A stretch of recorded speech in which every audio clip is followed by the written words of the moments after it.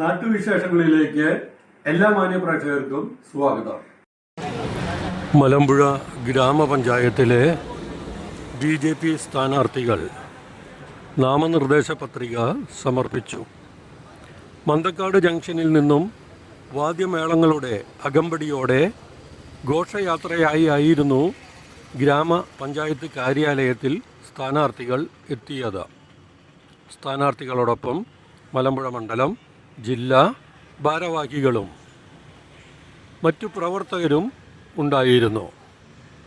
Manthakkad junction മുതൽ ഗ്രാമപഞ്ചായത്ത് കാര്യാലയം വരെ സ്ഥാനാർത്ഥികൾക്കൊപ്പം ജയ് വിളിച്ചുകൊണ്ട് പ്രവർത്തകർ ഒപ്പം ഉണ്ടായിരുന്നു എന്നുള്ളത് BJPയുടെ ശക്തി തെളിയിക്കുന്നതായിരുന്നു.